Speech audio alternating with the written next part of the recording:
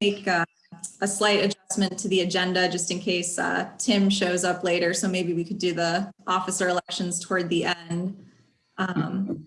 But Carolyn, if you want, you go ahead. Oh yeah, it looks like you already started recording. So good evening, everyone. My name is Tori Kanalopoulos, Senior Planner with Albemarle County. So I'm going to start off by reading a few things to start off the virtual meeting. So being held pursuant to and in compliance with Emergency Ordinance number 20-A16, an emergency ordinance to ensure the continuity of government during the COVID-19 disaster. The committee members who are electronically present at this meeting are Ann Herod and Dottie Martin, and also Board of Supervisors member Donna Price and Planning Commissioner Rick Randolph. County staff for this meeting are Carolyn Schaefer, Stacy Pethia, and Tori Kanalopoulos. The persons responsible for receiving public comment are the Village of Rivanna Community Advisory Committee, and the opportunities for the public to access and participate in the electronic meeting are posted on the Albemarle County calendar. So the topics for this evening include officer elections, approval of meeting minutes, an update on construction in Rivanna Village, a presentation on the county's housing policy update, and liaison updates from the commission and board liaisons. And if there's time at the end, we can discuss if there's any additional future topics that committee members are interested in. So I think in case Tim Novak shows up later, I think we could go ahead and move meeting minutes and officer elections to the end of the agenda. That would be okay with everyone. So why don't we go ahead and I'll turn it over to Tim Culpepper from the Robinson Development Group to give an update on construction in Rivanna Village.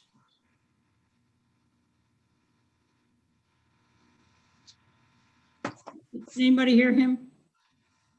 No. Not yet. Tim, you're muted. Well, or it may just be the volume. I don't see the mute symbol on the screen. Nope, still not hearing you, Tim. Did you click the join with computer audio? May have to go back. You may have to go out and come back in again, and I can promote you. Sometimes there's a glitch when you first come in and your speaker isn't working. Okay, thank you. Thanks, Carolyn. I love that promote language, you know, being retired military. I keep hoping.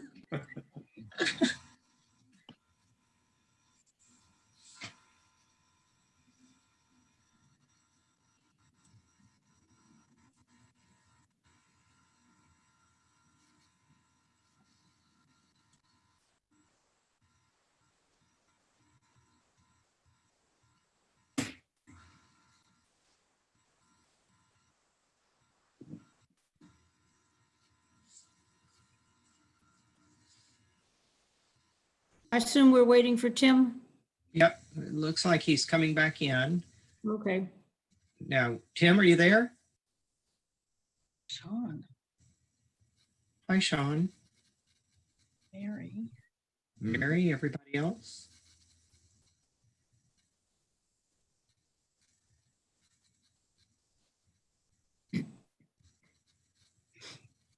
Oh, and Mary's here.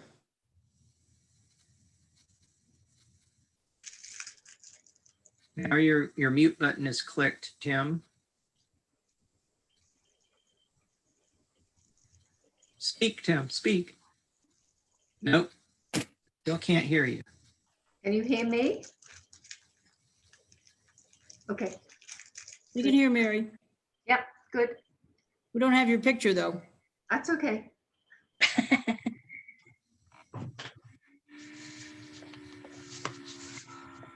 Sorry, Tim, we still can't hear you.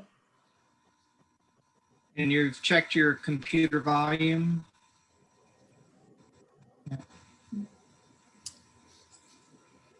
Carolyn, would there be a way for Tim to maybe call in as well and be able to talk through his phone? Yes, he could call in. Do you need that phone number? Okay. Good thing I can read lips. Not always, just sometimes. Right now, I feel like we're in a Progressive commercial. Progressive Insurance, where they do those Zoom meetings and they're all talking to each other. Tim is now gone, so I assume he's trying something else. Yes, I think he's going to call in so we can at least, Maybe he's He reloading. deserves to be rewarded for his brevity. Ann, you were about to say something? I just said maybe he is reloading the program. Well, we tried that once.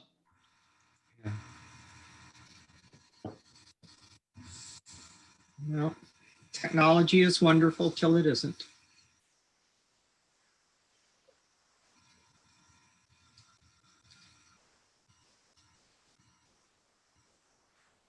Well, Tori, should we try to go to the next thing and then do Tim, or what do you think? Yeah, let's see. There's a phone number in the attendees, but I'm not sure if that's Tim or not. Oh, okay, I've promoted them. I'm not sure if it's Tim or not. Tim, if this is you, okay, 757 is down in Virginia Beach. Yeah, that's me. Can everybody hear me? We can hear you. Yes. Yes. I'm not sure. I apologize for the technology difficulties. I'm not sure why my computer is not allowing my audio to come through. It's all good. Okay, so everyone can hear me okay? Yeah. Yes. Okay, great. Well, thank you, Tori, for extending the invitation to allow me to participate tonight. I start out by just giving everyone a general overview of Rivanna, and obviously, as I close out the information, I'm happy to answer anyone's questions. Just as a quick update, we have been actively developing what we call phase 2 of Rivanna Village for probably the last 5 or 6 months. You have probably noticed over the past probably 60 or 90 days, our development activity has slowed down considerably. We have all of our various plans approved on the county level. We are waiting on one approval from VDOT for the approval of several spans across streams in phase 2. And until we get this VDOT approval, our plans with the county are kind of in a holding pattern. We're something we've been pursuing this VDOT approval since the end of February of 2020, and have continued to get kind of shuffled around in the VDOT process. Have had various inspectors and reviewers throughout the process. So seems like every 60 or 90 days we start from square one. But we got some encouraging progress with VDOT here over the last couple of weeks. So I'm hopeful that final VDOT approval is imminent, and we can re-engage with our construction activity and bring phase 2 to a closure. In terms of scheduling, we will be delivering our first 40 or so lots in phase 2 within 90 days of our obtaining this final VDOT approval. What'd you say? We've had, 40 or what? 40 or so what? I'm sorry, Delivering our 40 or so what? Units? Lots. 40 lots, residential lots, okay, lots.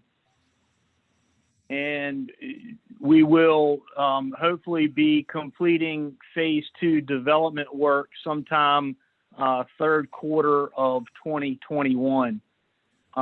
We've had a number of off-site easements, various approvals that we've had to obtain, all of which we've received, with the exception of this one VDOT approval. So we are pursuing that approval earnestly, and some days with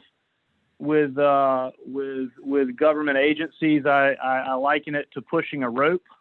But we are working hard to get this VDOT approval in hand so we can complete phase 2 development work.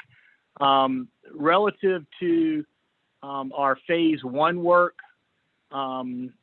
phase 1 at Rivanna Village was bifurcated into 2 subsections, one of which included our winding road improvements there, which were villa lots. We are 99% complete with all of that development activity. There are a few punch list items that we need to resolve in connection with some stormwater improvements. And then the remaining portion of the improvements in phase 1, which are fronting the fire company there. We are finalizing our VDOT inspections there for the installation of the final coat of asphalt. And all of that should be completed here over the next 3 weeks or so, weather and temperatures dependent. We've got to have some warmer weather to be able to install this last lift of asphalt in phase 1B, as we call it. In terms of sales and marketing activity, our sales and marketing activity throughout phase 1 was strong. We are completely sold out of phase 1. All lots, all homes, everything there has been sold. So the project in general has been very well received from a marketing standpoint. So we are anxious to move forward with delivering this last phase there at Rivanna Village. A couple other components that are important as part of our phase 2 work. One of those is the secondary entrance off of Route 250 into the project. That all of those plans are approved. We had an off-site easement to obtain to facilitate that turn lane and that entry on Route 250. That off-site easement has been obtained. And as we continue development work closer to Route 50, that will be completed again. It will be late second quarter, early third quarter of 2021. The other major improvement from the public's perspective is we are developing a significant park and rec improvement there in Rivanna Village, which is round numbers 18 or 19 acre park with a dog park and walking trails, and there's some playing fields and other parks and rec improvements there. Those plans are approved with the county, and we'll pick those up as soon as, again, we get aligned with VDOT on this last approval. So in general, things are advancing pretty well at Rivanna Village, absent this last VDOT approval that we've been pursuing for, as I mentioned, for some time. I have this written down somewhere, but would you just please tell me how many homes are in phase 1, how many homes in phase 2? Yes, ma'am. Great question. So phase 1 is roughly 107 units. That's a mixture of what we refer to as villa units, which are the active adult units there on Winding Road. We also have some townhouse units in phase 1, and we have some traditional single-family detached, both alley-loaded or neo-traditional product and just standard front-loaded product. In phase 2, the number of units is still a little bit dynamic right now because we have some townhouse product in phase 2, and it's going to depend on the final width of the townhouse product, but that'll roughly be between 180 and 200 additional lots. So total will be with some additional units in the commercial area will be somewhere in the 330 to 340 unit total count for the project. Have you made any decisions about the commercial aspect? We haven't made any final decisions. We, as the case with most retail and office users here over this past year, there have been some marketing setbacks, just pandemic and COVID related with small businesses that have impacted some of our marketing efforts in the commercial space. So hopefully we can get past that storm and re-engage that effort here coming into 2021. So you have nothing signed up as at this point? We don't have anything signed up with any users for the commercial space. One of the challenges, to be quite candid, that we've run into outside of factors that are out of our control, economy, market, pandemic related, but one other complicating factor that we run into there is the orientation of the commercial space on the master plan that we inherited is not traditional commercial space. It doesn't have any visibility on a major thoroughfare. It doesn't have any real retail exposure. So that has presented some challenges in the type of user that we could attract to that location. Obviously, we need a user that's not dependent on drive-by, traffic count or exposure that a traditional retail or commercial user would have. So it does limit our prospects somewhat. I will tell you that we have had good interest from a number of daycare providers. We've had good interest from other medical-oriented users, but we don't have anything signed up to date. Don't forget, we need an ice cream shop. Yeah, we always hear ice cream shop and a coffee store, and both of those are challenging without any real visibility.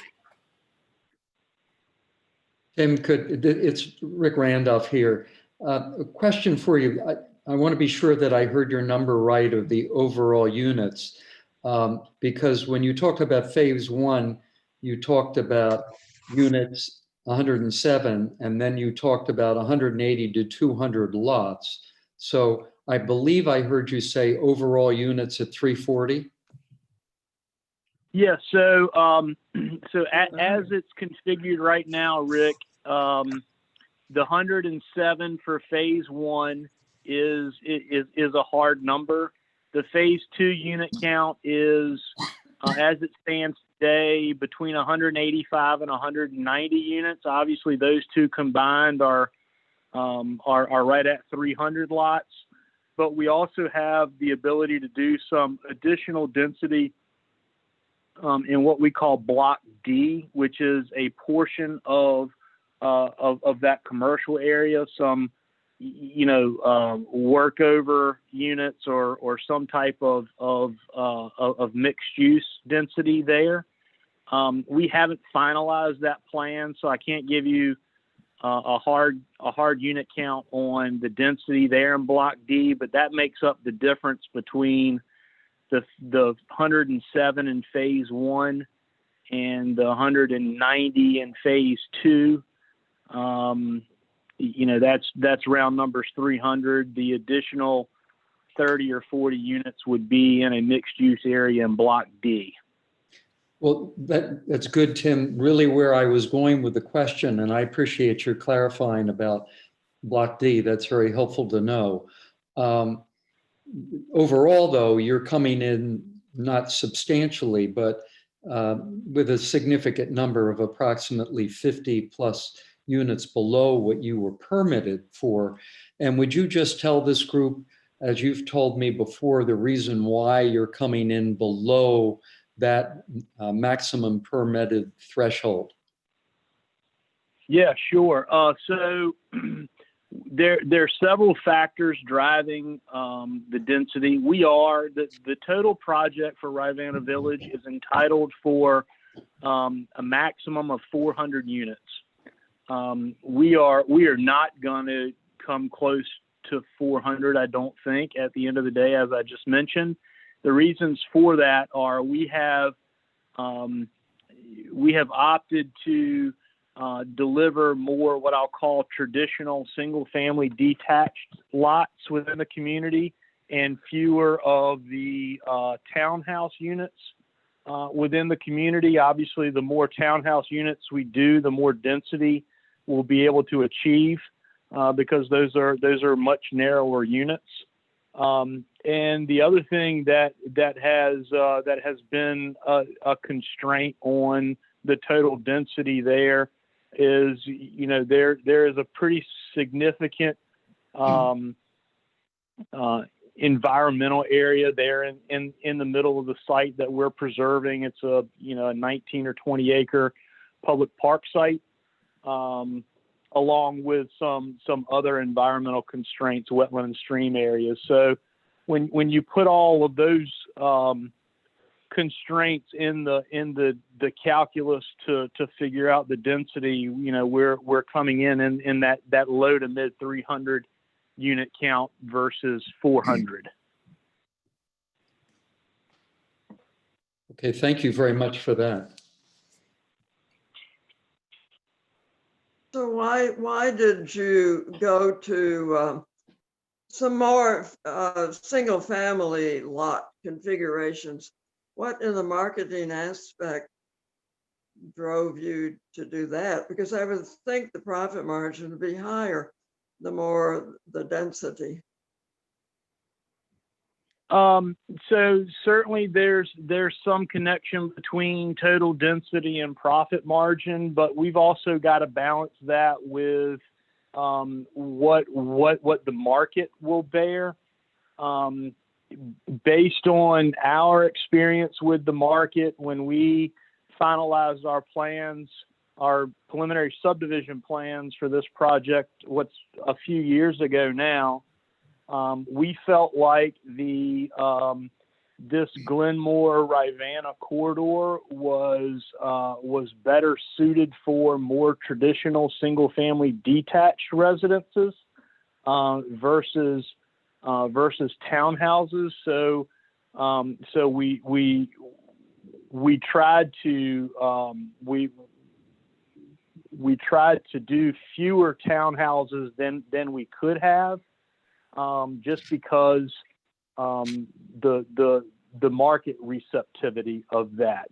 Obviously, having some townhouses in terms of mixed uses and mixed product types and mixed price points was attracted to us, and the townhouses have done very well. But we felt like with the surrounding uses, more detached units would be more compatible for this development.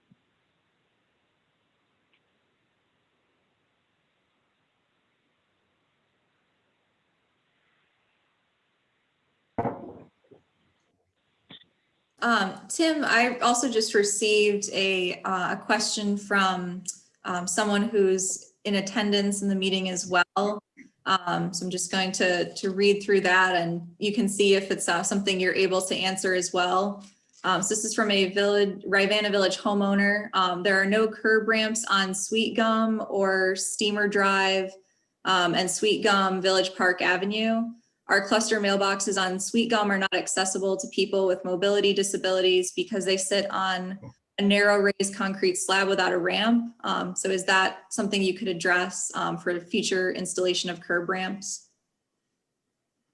Yeah, so this is actually not a new item that we've been looking at. All of the ADA accessibility, the curb ramps, et cetera, were approved by the county in our in our construction plans some time ago. As the case with some things construction related, it's not until you get out in the field and you see it actually operate live time that you realize that there could be a better way, a better solution. We had a similar circumstance with some street signage that I know Mr. Randolph was involved in very early on, and we opted to install some additional street signage that we felt like was a safety concern. Likewise, with these handicap ramps, we have had our civil engineer on site. We are working with VDOT and the county on getting approval for the installation of some additional handicap ramps out there to make the livability and function of that area around the mailbox better for our residences. This is something that came to our attention from a resident, and we have picked it up with our civil engineer and are working through it to try to find an alternative to get these other handicap ramps installed, which I'm confident we'll be able to do. So I think this issue will be resolved.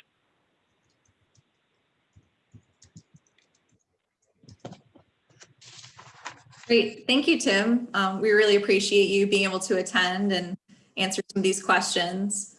So now I'm going to go ahead and turn it over to Stacy Pethia to give an overview of the county housing policy update. Thanks, Tori. Good evening, everyone. And I apologize if my voice gets a bit scratchy. There's a bush that has flowers on it, and it is driving my allergies insane this week. So let me get my presentation started.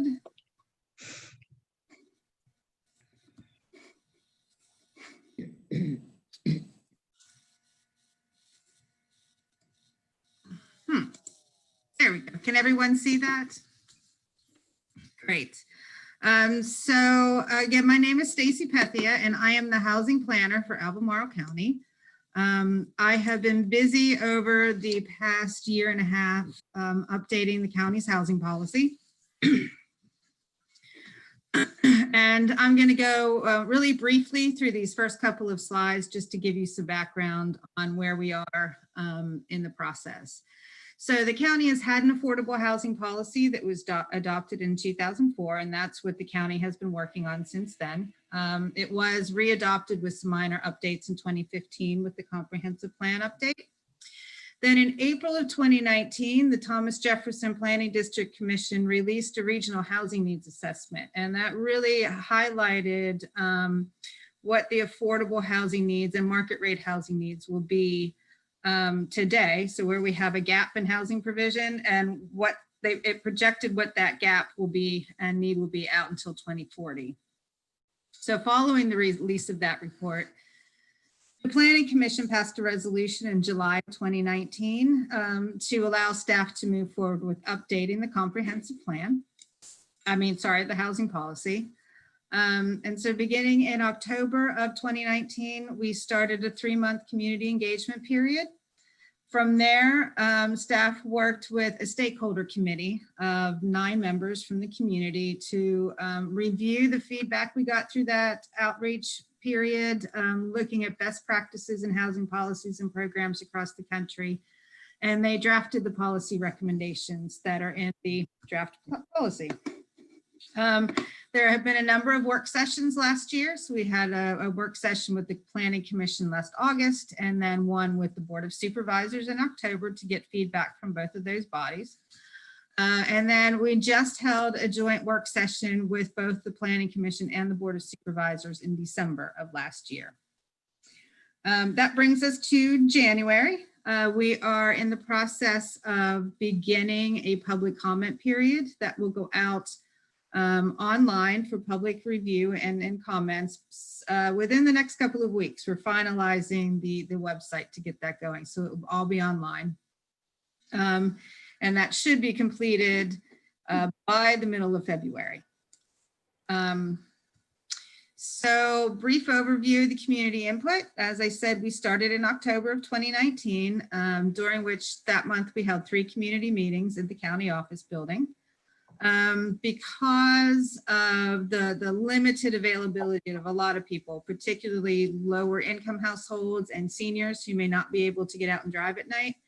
I worked with local nonprofits to schedule a series of focus groups with the households that they serve. So I met with JABA, went to some of their housing developments. I also went and met with their senior center participants. We also provided information online. So all of the community meetings and information that was shared on those, we also posted online and provided opportunities for residents to provide feedback. And we got a lot of feedback. But primarily, one of the top things we heard was that housing is simply too expensive in the county for many residents. And there are a lot of fears that because of the lack of housing, affordable housing, and the lack of accessible housing for seniors and persons with disabilities, that we're losing a lot of residents that would normally live here. There's also a strong desire to protect existing older neighborhoods in the county. The recognition that a lack of affordable housing has really wide-ranging impacts, and it can hurt local employers' staff recruitment and retention. There was also a desire to address community and environmental sustainability issues. And there are really four main barriers that the community pointed out as being really hampering the county's ability to provide affordable housing. And that was issues on the supply side. So a lack of land that's affordable to purchase. Looking at resources, there's a limitation on resources. So reductions in available construction workers and supplies, looking at the policy and other programs that the county has, such as our zoning policy and comprehensive plan. And they really felt that there is community-based barriers too, in the form of community resistance to affordable housing.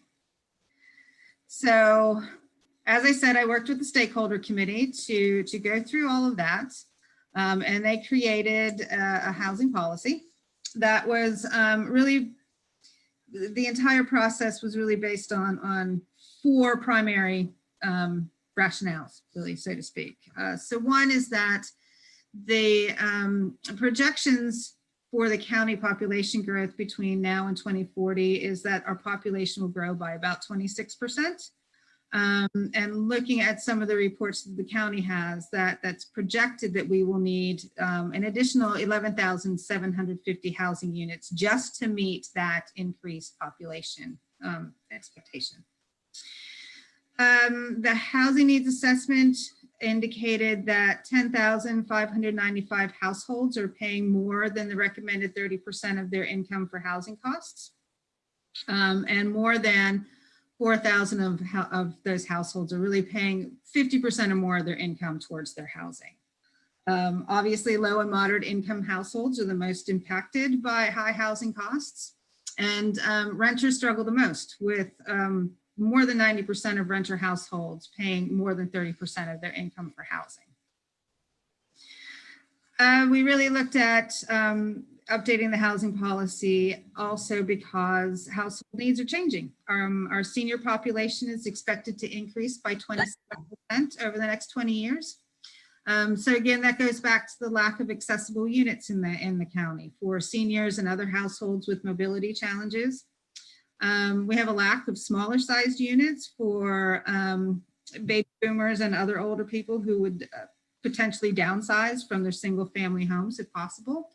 And there's also a greater desire for that people have to actually live as long in their own homes as long as they can. So really need to look at ways to make existing homes more accessible. And then the stakeholder committee also highlighted the needs of the homeless and differently abled households. So the 2019 homeless survey, which covers the entire region, not just Albemarle County, identified 165 persons that were experiencing homelessness on one night in January of 2019. But the potential for that number to increase significantly is really great right now, given the economic impacts from the pandemic. There are a good number of households in not just our area, but across the country that have really struggled to pay rent with loss of jobs or loss of income. So we don't know what that impact locally will really be, but we anticipate that number increasing. And then looking at disabled households, more than 9,000 residents in the county have a disability, and that goes across all age levels. And they really struggle with housing costs in many ways. Approximately 19% of the differently abled working age adults in the county who are working are living in poverty. So it's really important to find ways to help them be able to afford their homes. Moving on to the policy itself, it still supports the county vision of a community with as the county being a community with abundant natural, rural, historic resources, healthy ecosystems, active and vibrant development areas. And that really supports a thriving economy and great educational opportunities for future and present generations. And it also continues to support the current current housing goal, which says that Albemarle County will provide safety and sanitary housing that is available to all income age levels, located primarily in the development areas, and is available equally to all current and future residents. The policy contains 12 policy objectives and 39 strategies to support those objectives, and I will not go through those today. But the objectives really fall in 7 broad categories. So looking at the overall housing supply to make sure that we have housing to meet the overall need out to 2020. Increasing the supply of affordable and workforce housing specifically, preserving existing housing in communities, really bringing the community, engaging with the community more in housing issues, continuing to address fair housing and community equity, again, addressing homelessness and special population needs, and then creating sustainable communities. So from here, I'm going to really highlight some of the key strategies that the stakeholder group called out and are recommending in the policy. And the first has to deal with affordable and workforce housing. The current policy defines affordable rental housing as rental housing that is affordable to households with incomes no greater than 80% of the area median income. And they place a rent limit on those affordable units that come through the county through the proffer system or density bonuses. And they have that no greater than the federal fair market rent, which is applied to the Housing Choice Voucher or Section 8 program. And you can see what those current rents are on the screen.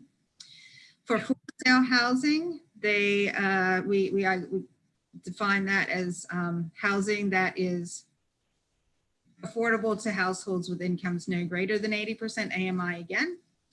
And we set the maximum sale price limit at $243,750 currently, and that is 65% of the maximum sales price for Virginia Housing's first-time home buyer program. So that maximum price adjusts every time they adjust their price, and they haven't adjusted their maximum sales price in quite some time.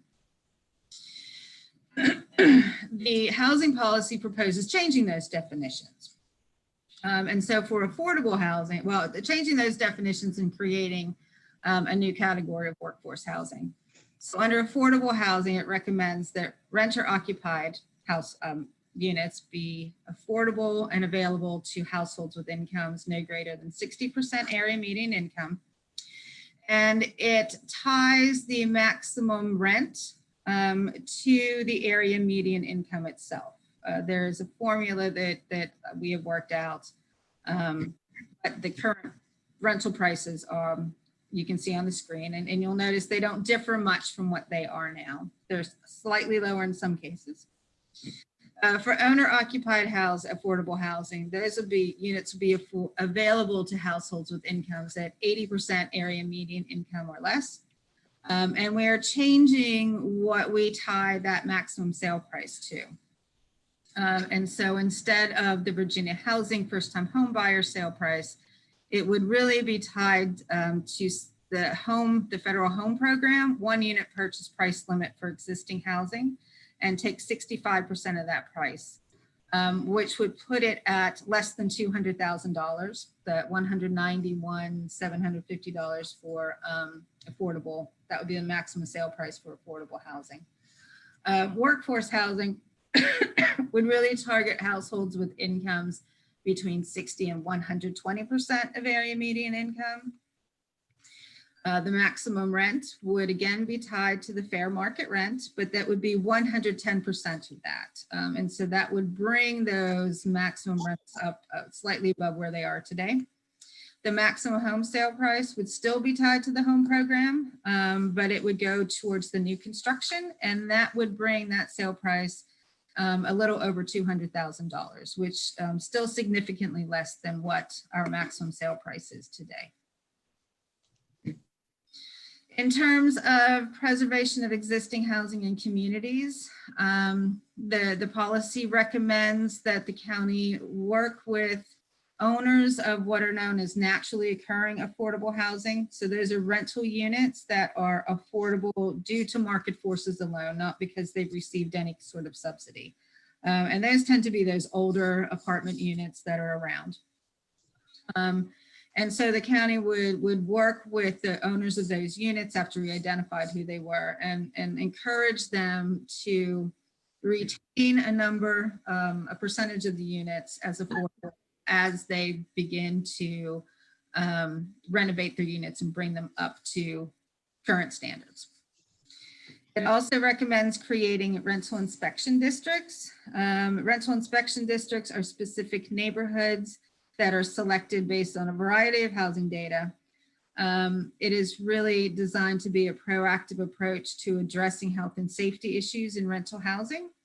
And they are based on annual inspections. So the state legislation has very specific ways that we identify those. And so they will not be all over the county. They'll be very specific targeted areas. The policy also recommends identifying a series of neighborhood change indicators that we would be able to track changes in neighborhoods across the county to identify those neighborhoods that may need focused interventions and investment, whether that is because they are beginning to decline and we need to pump more money into those areas, or because they may be increasing in housing costs and we want to make sure that long-term residents can afford to remain in those communities. The policy also recommends creating an affordable dwelling unit program. This would take the place of the current proffer system, and it would require developers or property owners to provide affordable units when seeking increased density through rezonings or special permits.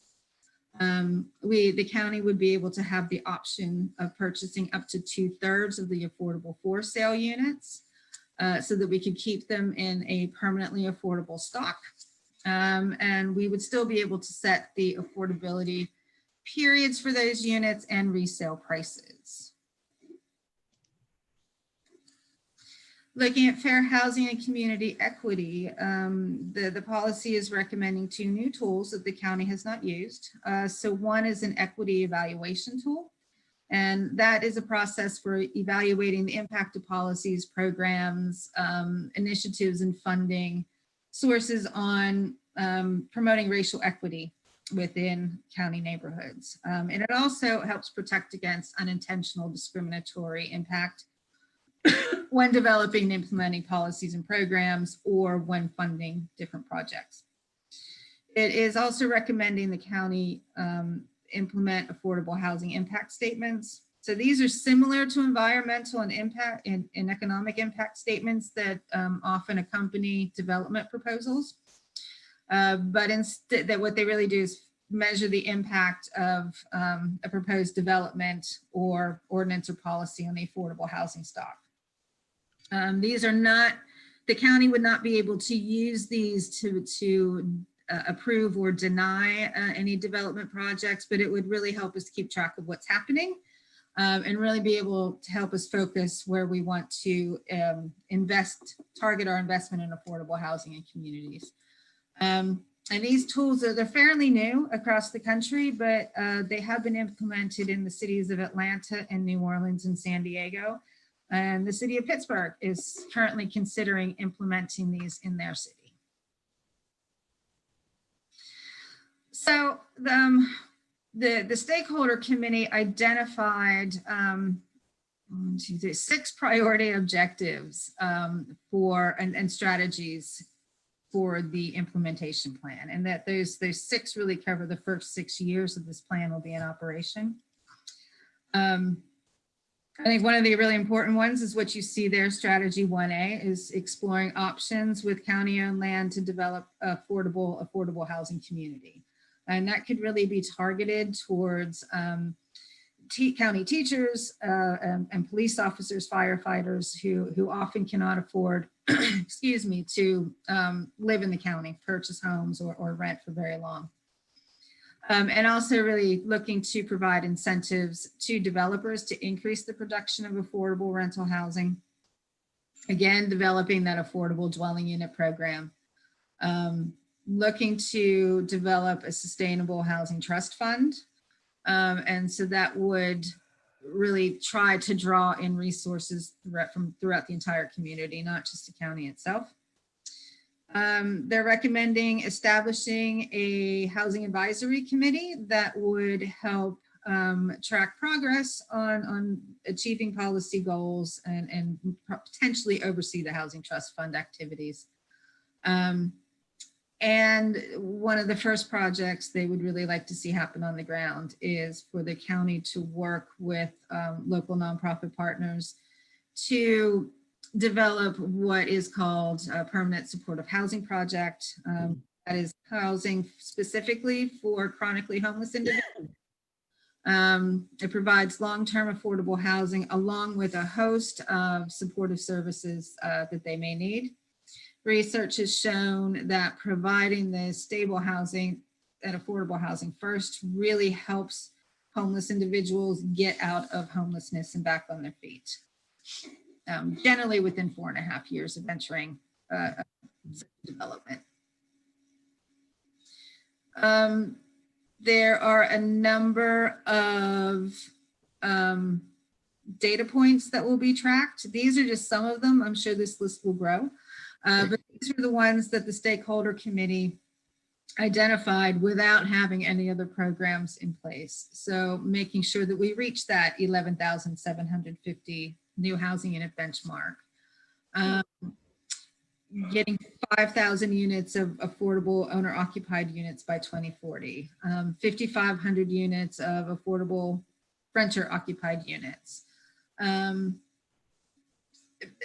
creating permanent homes for placing 20 homeless families into permanent homes annually. So this list will grow over time as more programs are developed and implemented.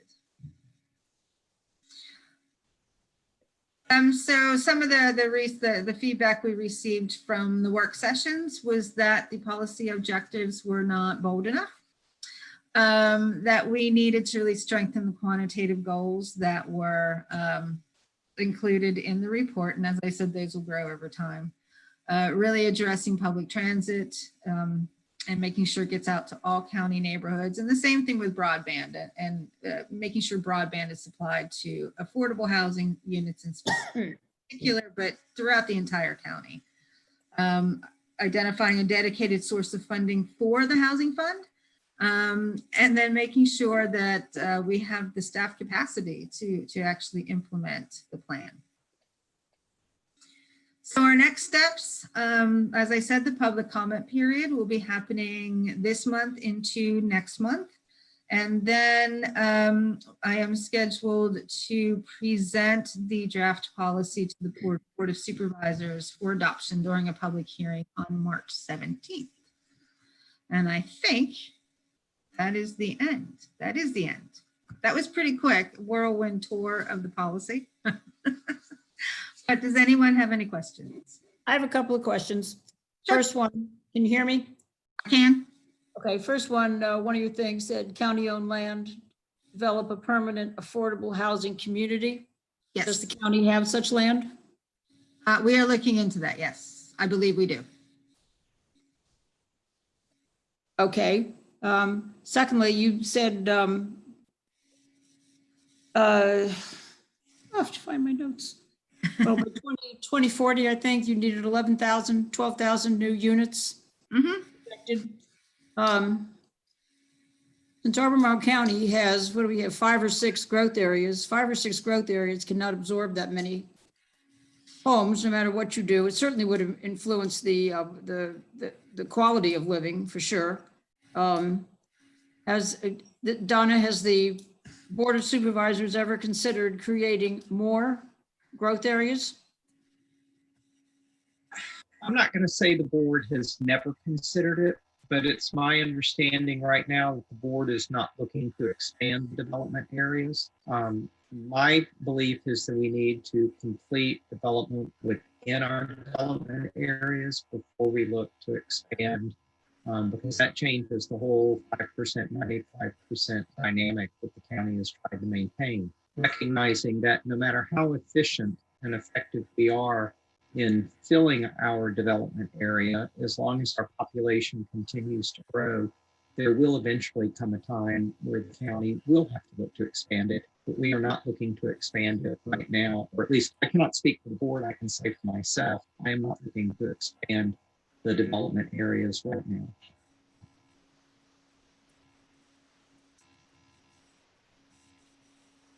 There was a point that Neil brought up in another meeting, Neil Means, about these growth areas were conceived in the late 80s, early 90s.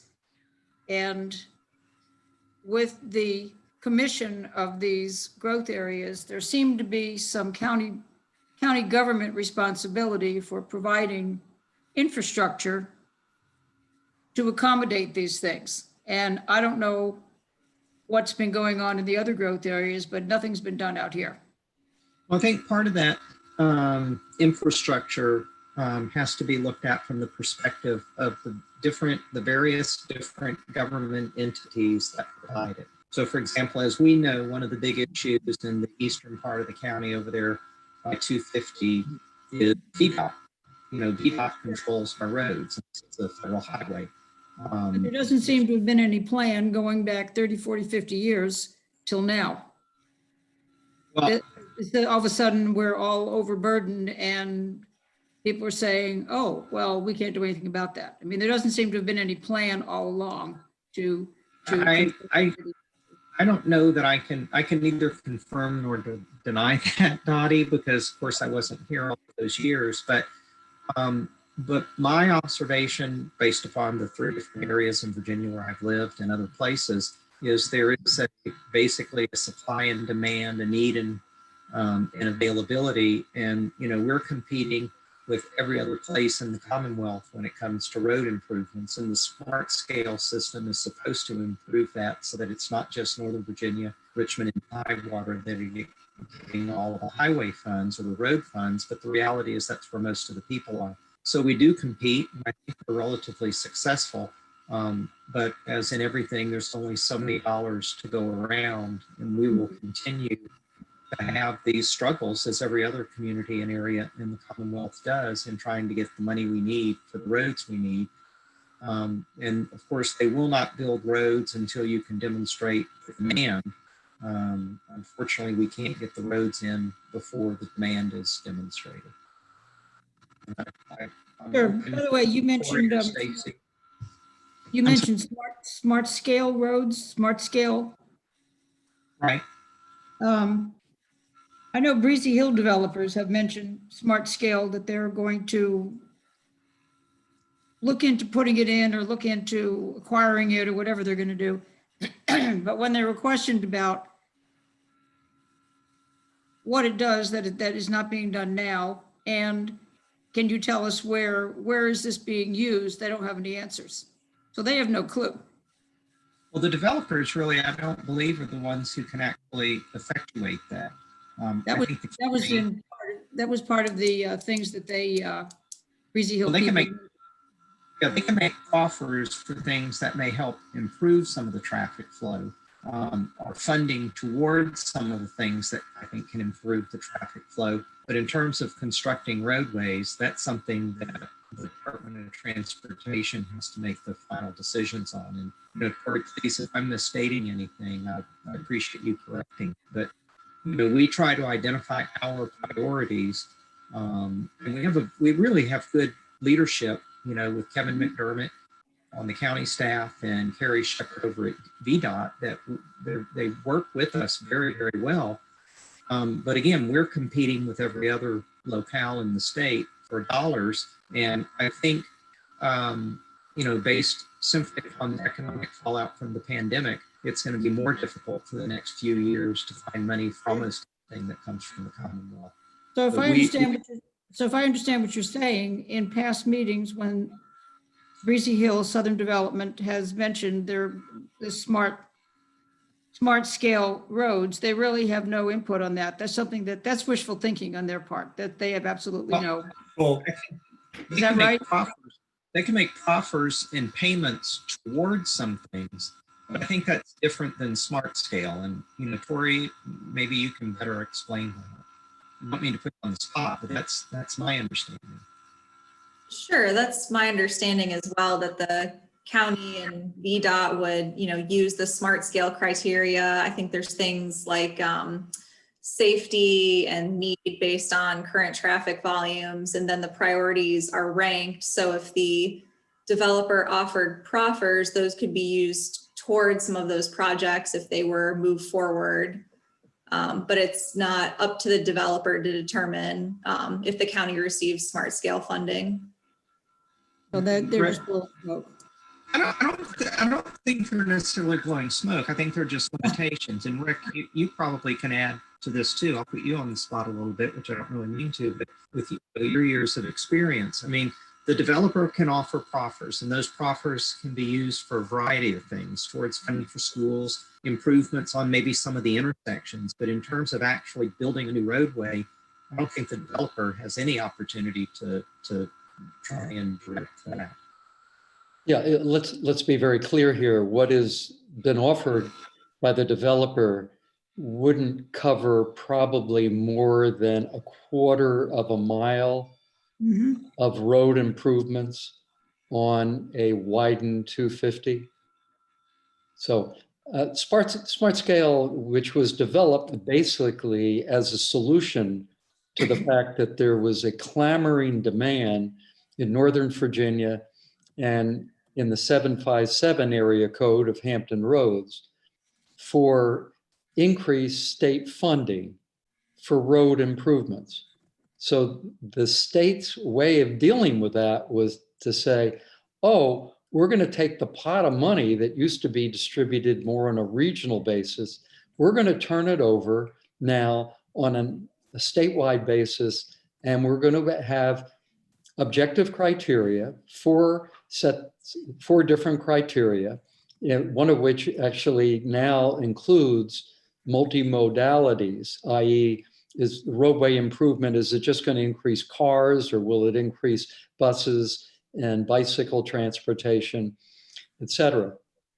Anyhow, they've set up these four criteria, and what's happened is the amount of money that is in the pot hasn't really grown in a significant way. And I will say the Northam administration and also Governor McAuliffe tried to put more money in the transportation budget. And there are a variety of reasons for that. But, and last year, I think some of you may recall that essentially 1/4 of all the smart scale funding in the entire Commonwealth went as $200 million to Virginia Beach and Norfolk to build the second roadway tunnel into Virginia Beach. And there was a need for that. There's no question about it especially from a national security standpoint, to ensure that there would be another means of egress and ingress. Now, of course, you can go through Norfolk and go over to Sussex that way to exit the beach, or the long way and going all the way around into North Carolina and coming up. But anyhow, 1/4 of all of the money that was set aside in the state for road improvements went to Virginia Beach and Hampton Roads and Norfolk. And so there's not that much money that's available. A project like this on the 250 expansion, let's be clear here. On the south side, you can't do a lot there because you have Luckstone. After you go west from Luckstone, you come to land that is owned by the Thomas Jefferson Memorial Foundation, a national foundation that may well fight the county tooth and nail and the state tooth and nail, because they will argue that this is part of the Jefferson homestead. After all, TJ was born near there. So you've got that issue. You have a very high price attached, probably per square foot, on sections of that roadway as you proceed westward. Then you get into having to actually build the road. So you would have to buy easement land, you'd have to pay top dollar for that, and then you could be tied up in litigation. It could be extremely costly to be talking about expanding. Being mindful, however, that even if you put in an 8-lane road from the Chadwell store going to the intersection of I-64, you still have 2 lanes crossing the railroad bridge. Why? Because VDOT, penny wise, pound foolish, only had money available in the budget, despite the best efforts of the village of Rivanna CAC to argue that they should have put in at least 3 lanes, if not 4. They decided to save the money and go ahead and put in a 2-lane bridge. So people will say, well, fine, then why can't they just go ahead and put in a new bridge? It doesn't work that way, because the bridge now, in terms of the state records, is new and improved. And there are probably hundreds of other bridges in the Commonwealth that need safety improvements and not just an expansion of roadway improvement as we would be looking for, hence the bottleneck. So it's easy to say, put it all on the county. The county is responsible here, but there are a lot of dimensions of this problem, all of which are highly interrelated and complicated and expensive to resolve.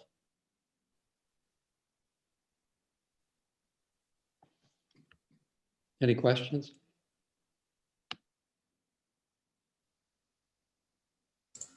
Thank you, Rick.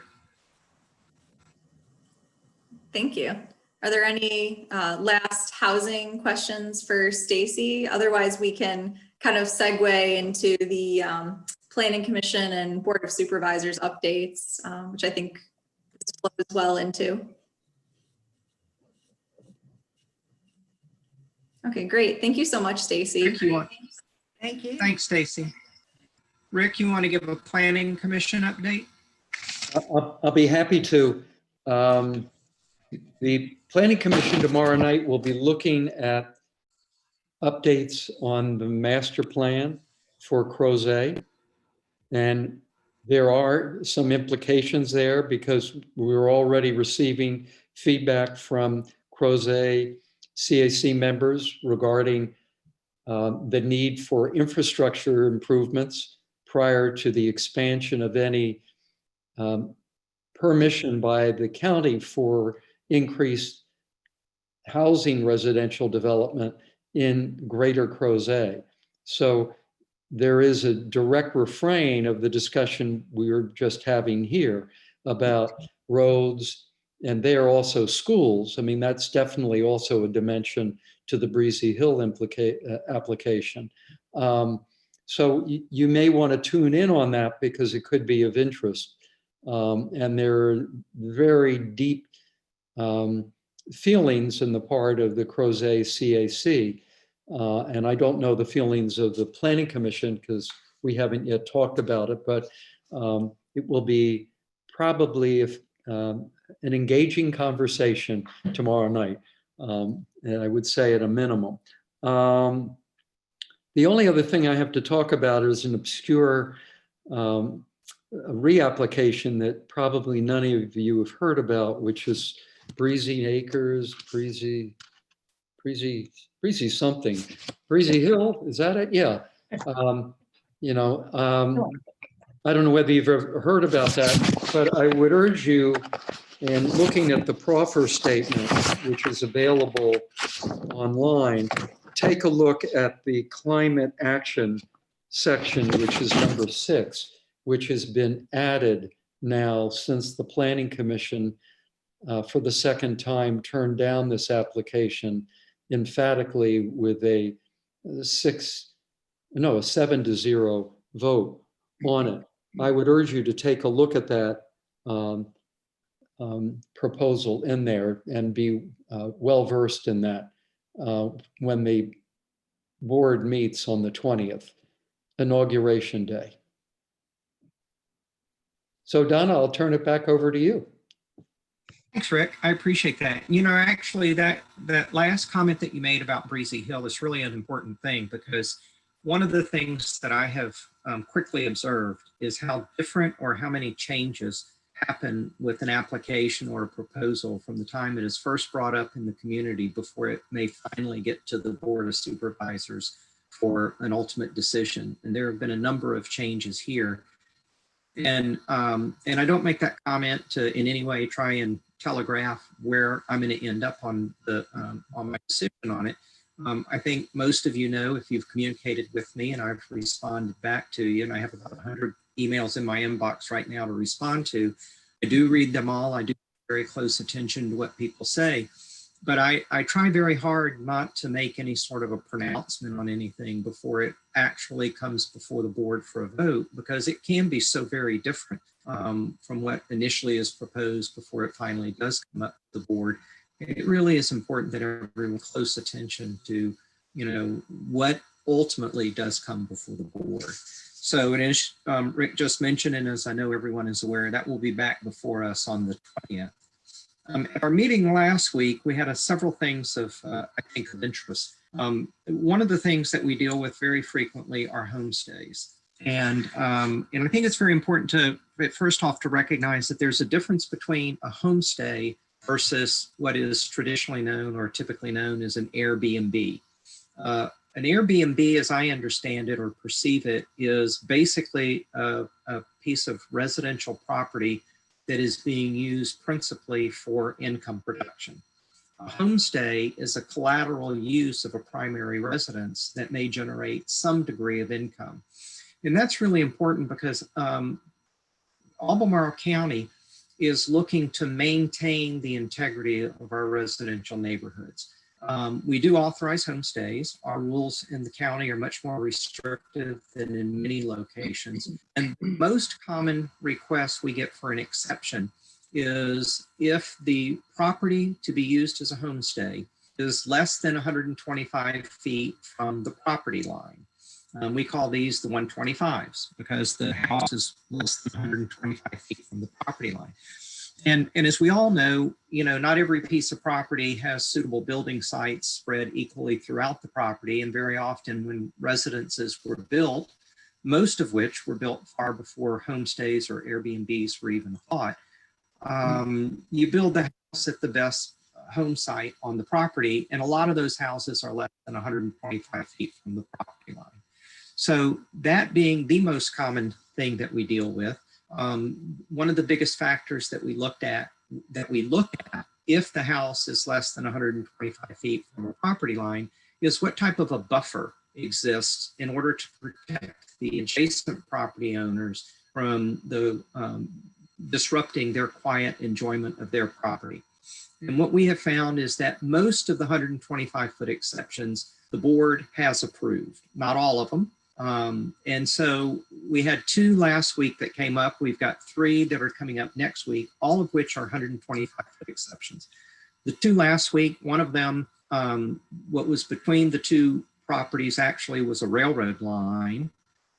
So even though the house was within 125 feet of the property line, it clearly was not going to be disruptive to an adjacent house that was much further away on the other side. And the other one was one where you had basically a ravine between the properties.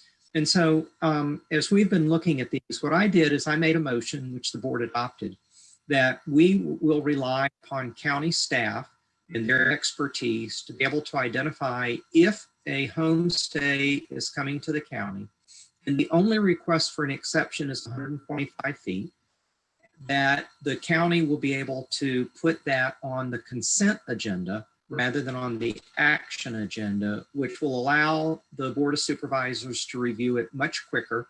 The supervisor of record, that being the supervisor for the magisterial district in which the property is located, will be notified several weeks before the board meeting at which it's scheduled in order to ensure that that supervisor has plenty of time to review it. If it's just 125 feet and there is a requirement that there be a buffer that either exists or is created and maintained, then those specific homestay exceptions will go on the consent agenda. Now, while I said that we will rely upon the expertise of county staff, it's also understood that just because something is on the consent agenda does not mean that's the end of the story. And any supervisor can, anytime prior to approval of the consent agenda, pull that item from the consent agenda and move it over to the action agenda. So all of these 125-foot exceptions will still get full review by the Board of Supervisors. But because the practice over the last year has shown that these are almost universally approved under those circumstances, we're going to move, if it's just a 125-foot exception, to the consent agenda. And that will free up about 15 to 30 minutes per homestay special exception, 125 feet from the board's time. But again, if there are any concerns at all, any supervisor, any time prior to approval of the consent agenda, we pull that off. So if anyone has any questions about that, I'd be happy to talk with you. I would also add to that, thank you, Rick. I would also add to that, that is not the only thing we're looking at when it comes to homestays. I will tell you that my personal professional opinion as a supervisor is that I am not in favor of resident managers. I can see that if you are living in your home and you want to rent it out a few times over the course of the year and make a little bit of money, either a few bedrooms or the whole house, depending on the size of property and its location, I don't see anything wrong with that. But I am personally very concerned about taking what is our limited available residential housing stock and turning that into short-term rental production. It takes away housing that's available. And these short-term rentals tend to very frequently turn out to be some sort of a party situation. And I know if I live in a neighborhood, I don't want to have the quiet enjoyment of my property ruined every weekend because the house is being rented out and 15 or 20 people are moving in. So there are many other areas of the homestay ordinance that we continue to look at as closely as we do the 125-foot exception. But we believe after a year's experience that if it's just the 125-foot exception, we can streamline the process a little bit. So does anyone have any questions on where we are right now with homestays?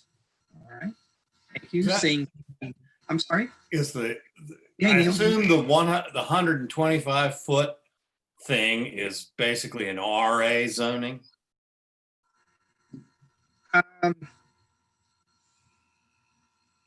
Yes, because I think when you get into the development areas, typically the houses will be closer than 125 feet. But Rick, you may be able to answer that more specifically than I can.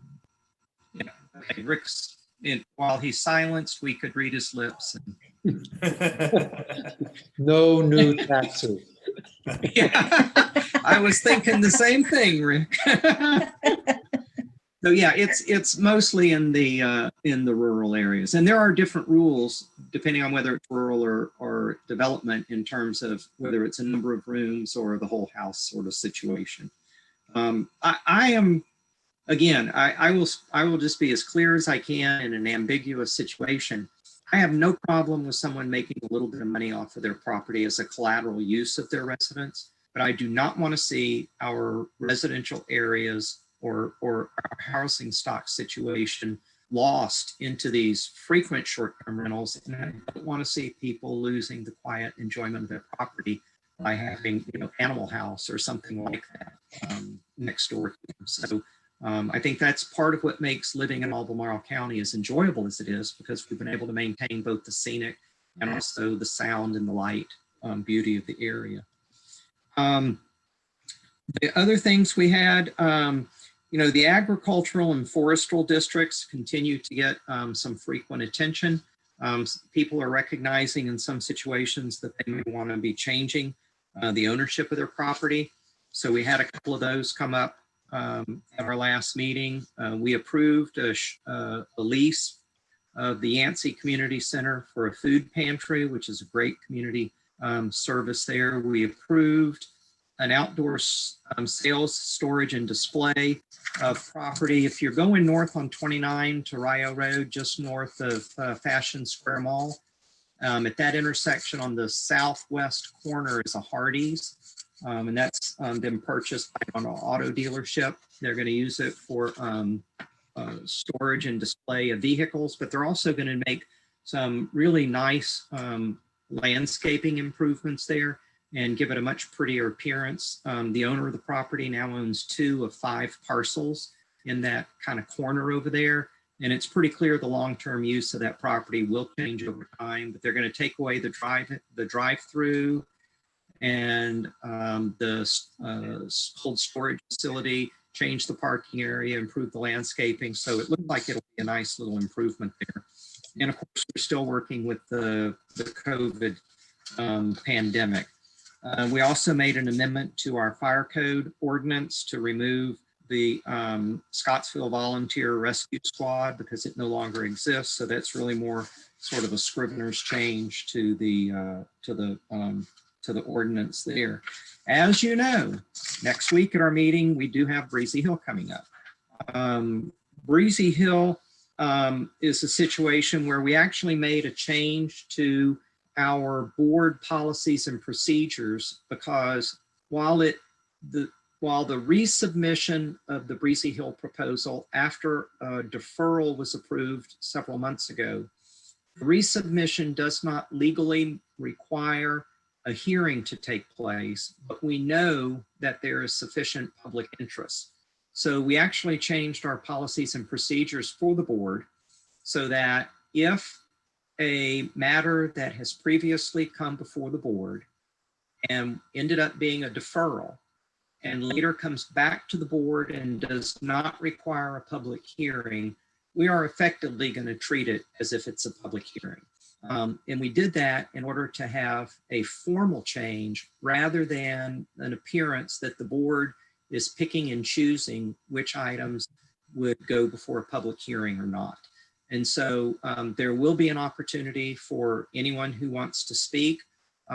It's a matter on the agenda, not scheduled for a public hearing.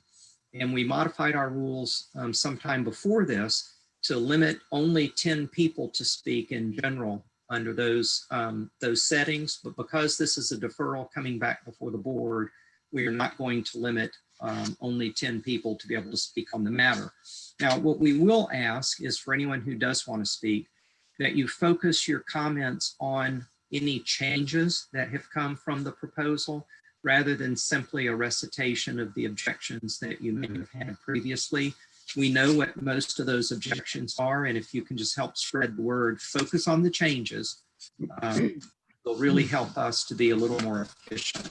I'm kind of anticipating we'll have 20 or 30 people who want to speak again, and it will be a fairly long proceeding.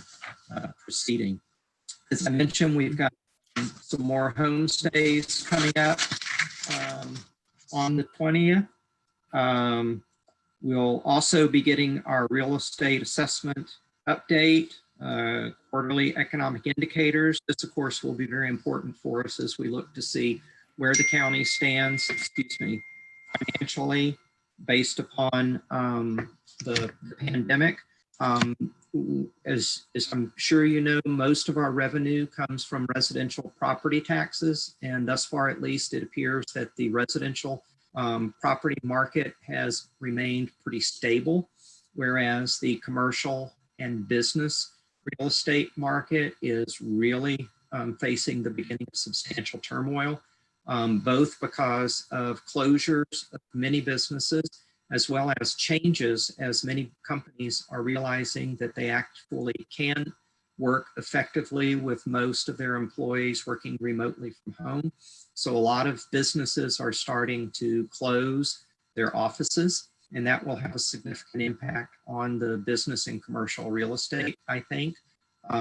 We also, as you know, we're up over 370,000 Americans have died since last February or March with the pandemic. We do see hope for the future as the vaccines are rolling out. We'll have an update from the Blue Ridge Health District on where we stand in terms of vaccinations on the 20th.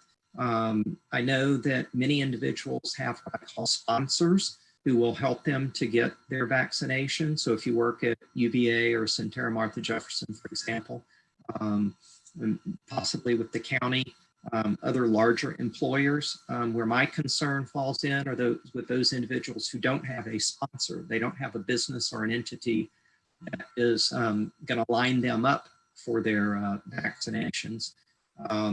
And so I think Virginia is a little slow on the rollout of the vaccine, but we are looking to get an update from the health department on the 20th. I know my parents at 94 and 90, they're getting their vaccination down in Georgia on Thursday, so I'm very excited for them.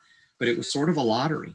I mean, they announce when the vaccine signups are available, and it's like trying to buy tickets to a concert for some group you can't wait to see.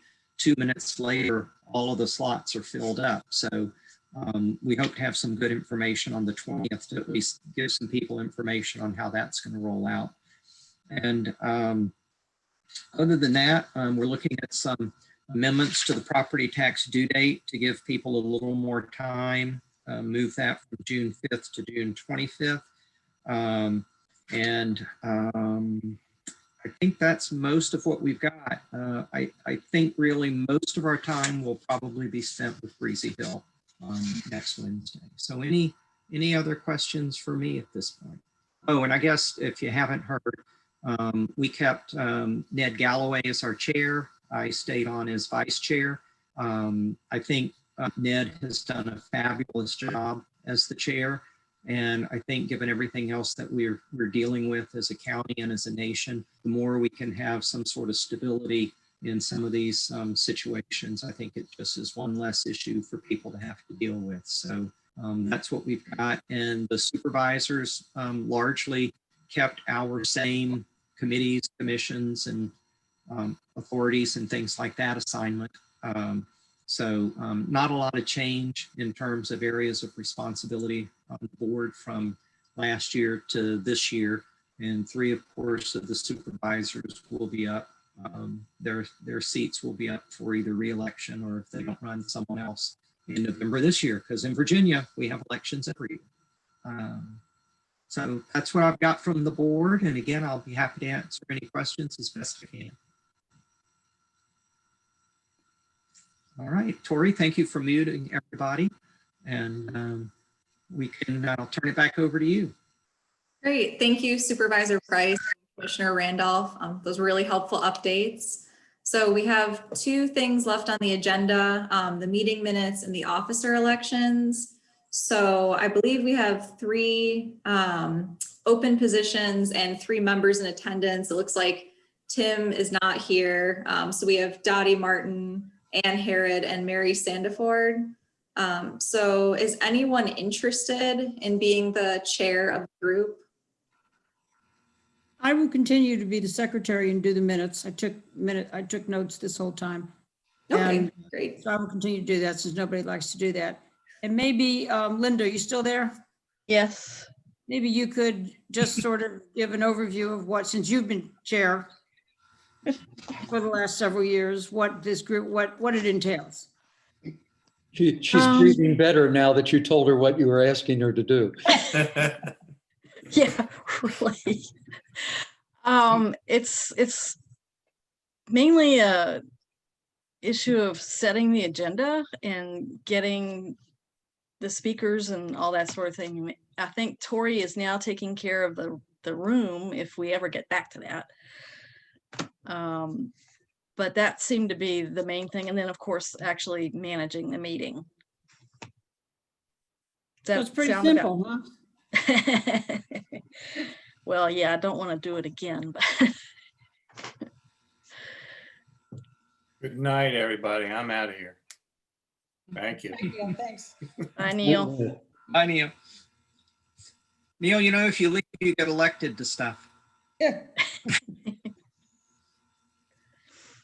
I think I'm too new to take on that kind of responsibility. I'm sorry, but I feel like I need a little bit more experience and exposure. I don't know if you can hear me. We Yes. can, thanks. Okay, all right, good. Sure, no worries. And you interested in either of these? Ann, can you hear me?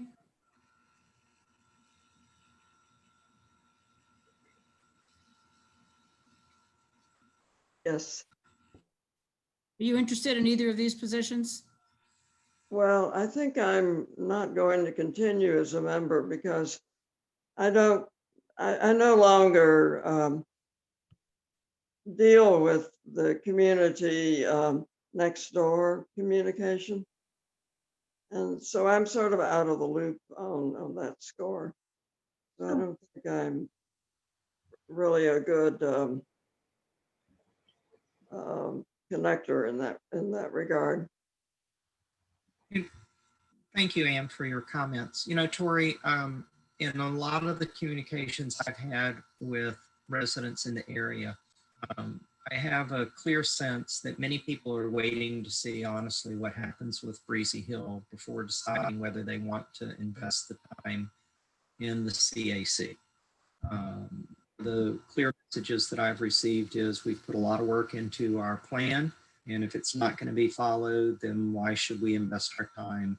So if I might offer, Dottie, thank you for agreeing to be the secretary again. Perhaps it would be better simply to postpone any other positions until we have a few more people who may express an interest in both being involved, and rather than, you know, just limit ourselves to those who have participated this evening.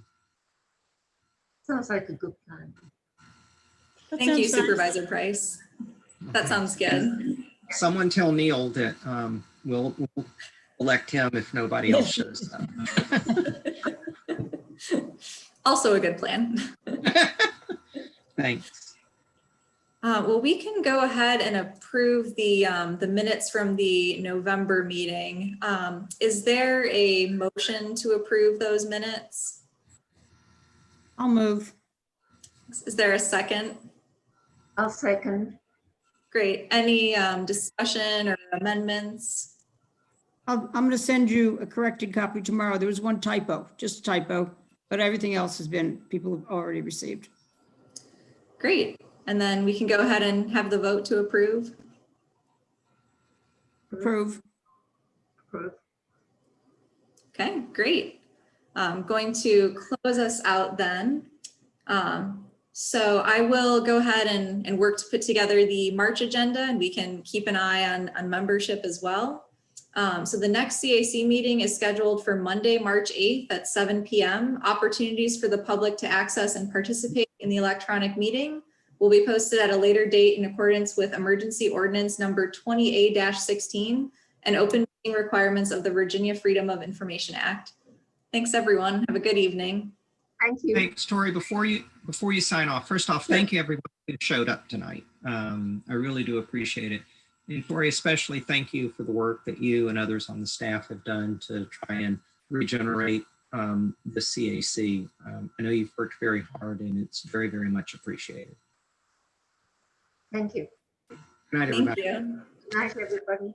Good night. Good night.